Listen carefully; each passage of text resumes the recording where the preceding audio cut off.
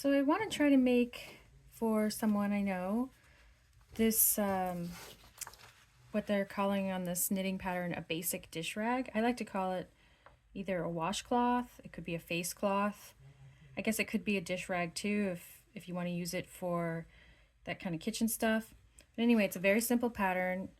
It was a free pattern, and I made some notes for the sizes that I made on the back of this piece of paper to help me remember how big certain ones are. I don't have my own samples anymore. I've made some as gifts and given them away.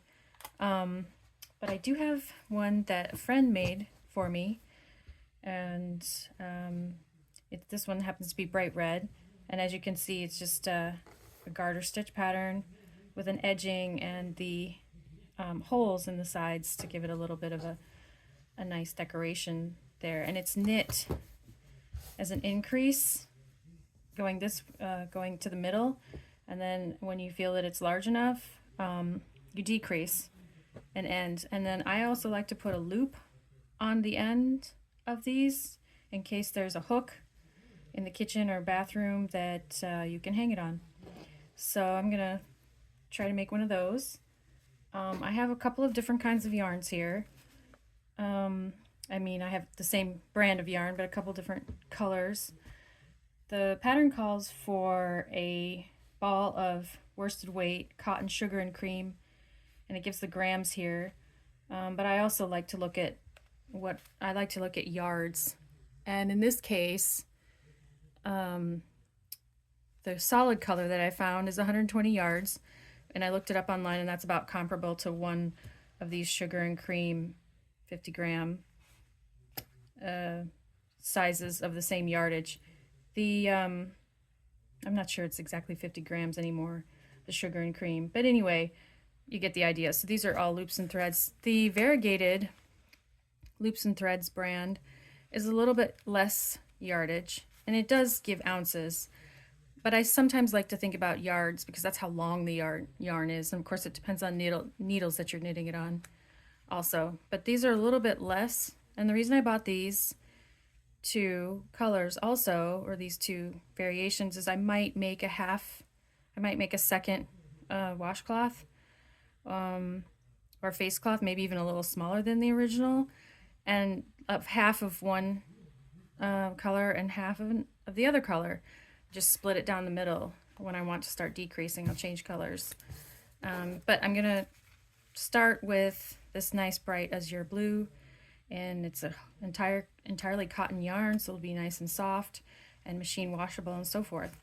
And this is actually the color azure.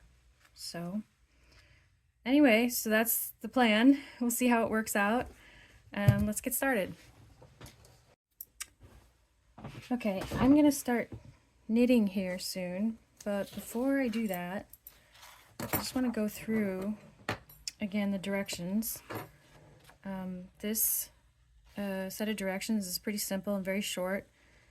It starts cast on 4 stitches, row 1, knit 1 row, row 2, knit 2, yarn over, knit to the end of the row, and then it says repeat row 2 until there are 40 stitches for a dish scrubber or 50 stitches for a face cloth.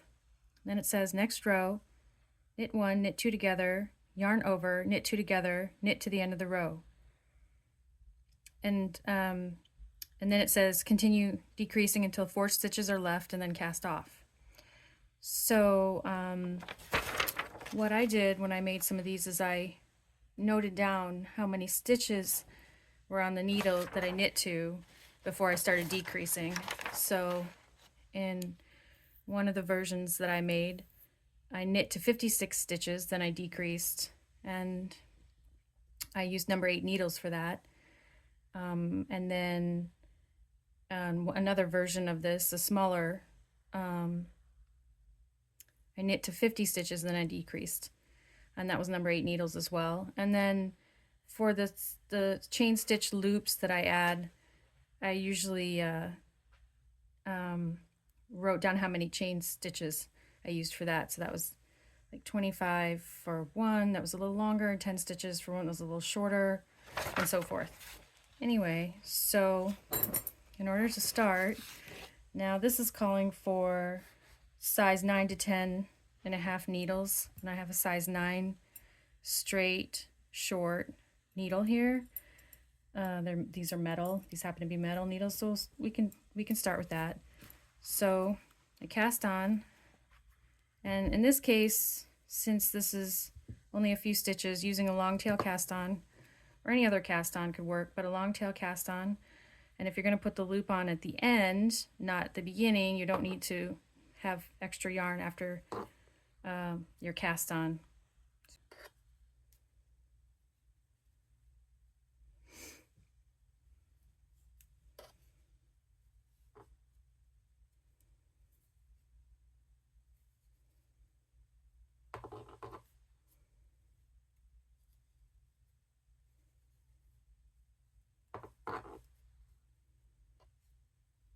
As you can see, there's just a little left. You can weave that end in when you're finished. Okay, so now that those are on the needle,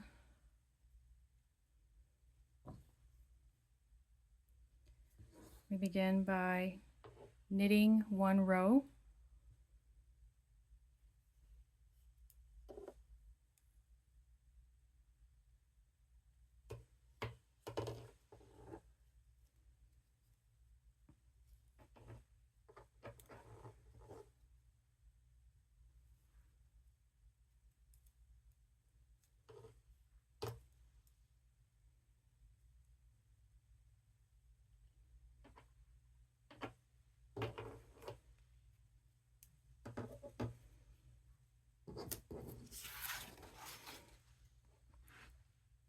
And then it says row 2. And this is where you're going to start the yarn overs, which are going to start producing the little holes on the edges as you increase. Anyway, row 2 states knit 2, yarn over, knit to the end of the row. It's pretty simple. So there's only a few stitches on the needle at this point. Knit 2,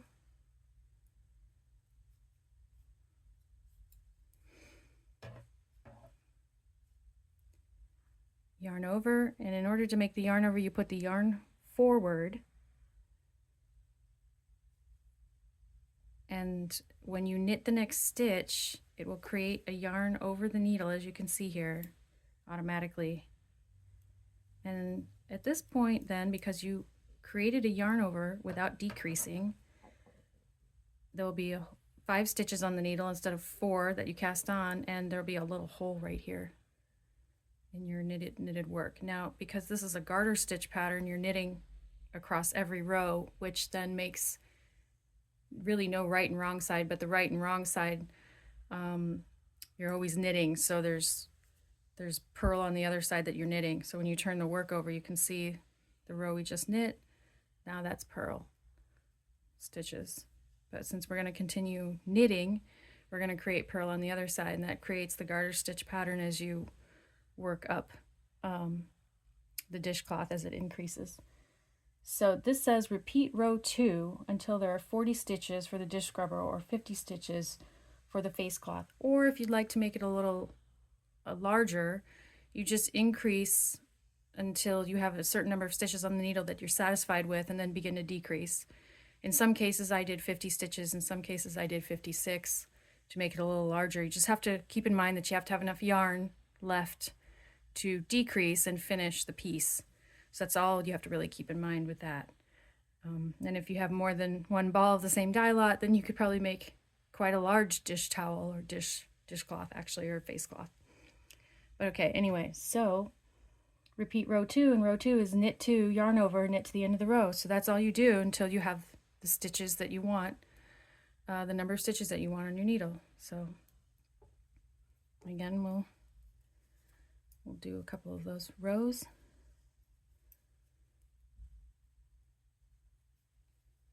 Knit 2,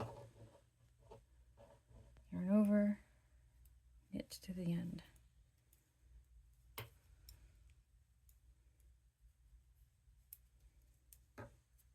You see how that's creating these edges here where they're going to be turn the work. Knit 2.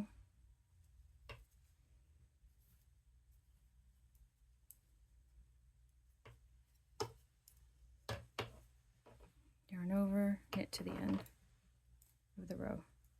And again, I made the yarn over by just putting the yarn forward and knitting the stitch. See, as you can see here, we're starting to get these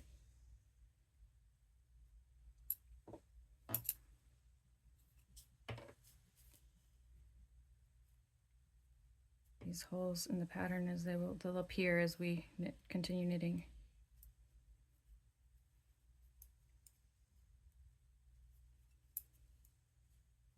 Again, for the yarn over, put the yarn forward, knit to the end of the row, and you'll be increasing a stitch every time you knit a row. Okay, now we have 2, 4, 6, 8 stitches on the needle, so you can see how that's working. Once you've knit a little bit more, you can definitely see how this edge is appearing now. There's a rounded corner at the bottom, and then you have your yarn overs, your garter stitch in the middle, and then this nice kind of a, not really a latticey, but kind of a almost like a seed stitch looking edge at the ends, but you can see how it's increasing nicely there. Every time you knit that yarn over after the knit 2 stitches on each row, that's what's getting that effect.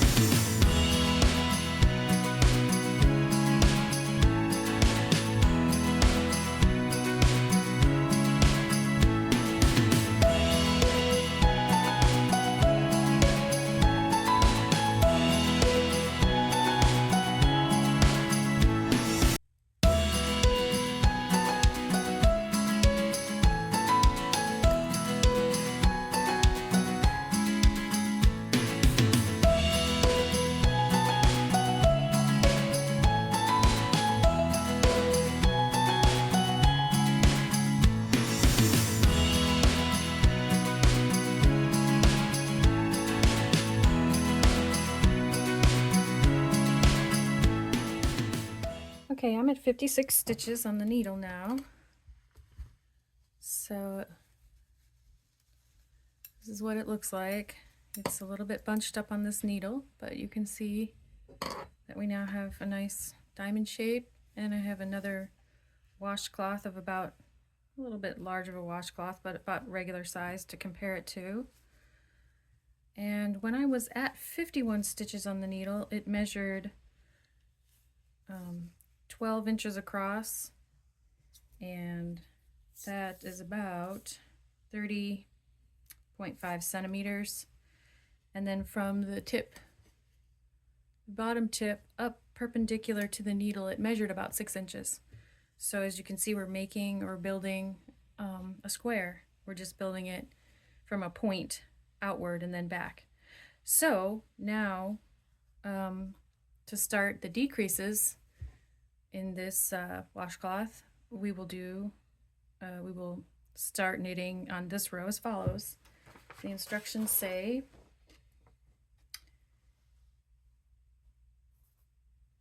so after you get to your desired width for number of stitches for when you're going to start your decrease, it says next row, knit 1, knit 2 together, yarn over, knit 2 together, knit to the end of the row. And then you repeat that until you have 4 stitches left and you cast off. So let's do that. Let's start that and see what that looks like. So knit 1 is the first step.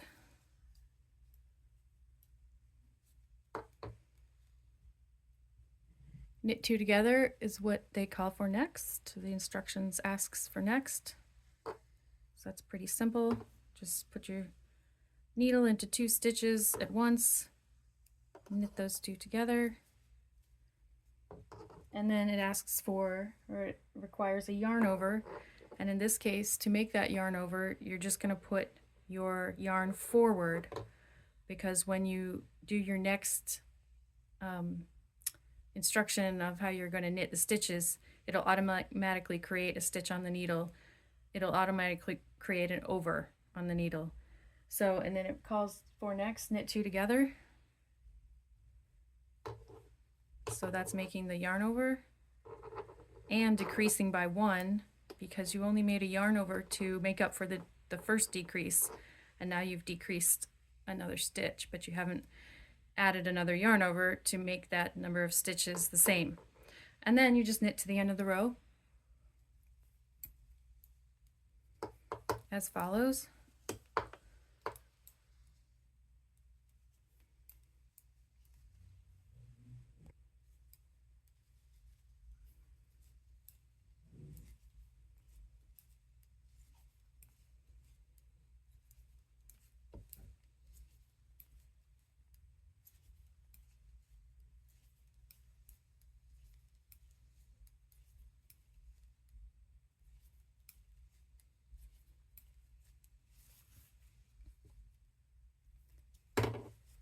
And you just repeat that until you have 4 stitches left on this needle, and we'll be back when we will cast off the almost finished washcloth.